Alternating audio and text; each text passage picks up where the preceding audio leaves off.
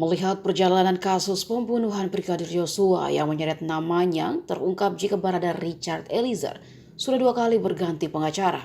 Bahkan pengacara pertama yang disiapkan Verdi Sambo ditolak barada E karena dia memutuskan berkata jujur.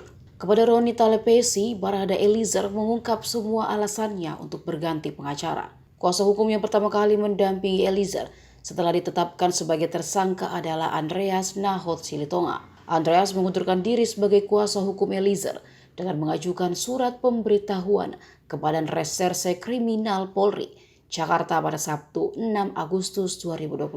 Baradae menolak pengacara pertama karena masih memakai skenario awal Verdi Sambo. Roni mengatakan setelah ditetapkan menjadi tersangka, Eliezer mengalami pergulatan batin yang akhirnya membuatnya membongkar semua peristiwa sebenarnya kepada penyidik dan berbalik membantah skenario yang disusun oleh atasannya saat itu, Verdi Sambo. Setelah Andreas mengundurkan diri, Eliezer yang ketika itu sudah ditahan di Rumah Tahanan Negara Barreskrim Polri tidak mempunyai kuasa hukum. Menurut Roni, setelah itu penyidik hendak memeriksa Eliezer untuk dicantumkan dalam berita acara pemeriksaan. Akan tetapi proses pemeriksaan Eliezer saat itu sempat tidak bisa dilakukan karena Eliezer tidak mempunyai kuasa hukum. Akhirnya saat itu Deolipa Yumara ditunjuk menjadi kuasa hukum Eliezer. Namun menurut Roni, saat itu Eliezer hanya didampingi Deolipa selama 1 hari. Selebihnya tidak didampingi. Pengacara kedua ini juga baradae mengaku tidak nyaman. Alhasil Eliezer saat itu disebut memutuskan mencabut kuasa kepada Deolipa dan menunjuk Roni sebagai pengganti. Roni merupakan kuasa hukum ketiga yang mendampingi barada Eliezer sejak penyidikan hingga sidang. Dia mengatakan keluarga Eliezer yang menghubunginya untuk meminta bantuan membela anaknya dalam kasus itu. Menurut Roni, dia bersedia menjadi kuasa hukum Eliezer tanpa dibayar dengan sebuah alasan. Ia melihat Richard Eliezer ini dalam posisi saksi paling lemah. Kemudian backgroundnya orang tuanya yang hidupnya tidak berkecukupan. Itu yang membuat Roni merasa terpanggil dari soal bayaran. Ia mengaku sudah terbiasa mengurus kasus prodeo atau tanpa bayaran.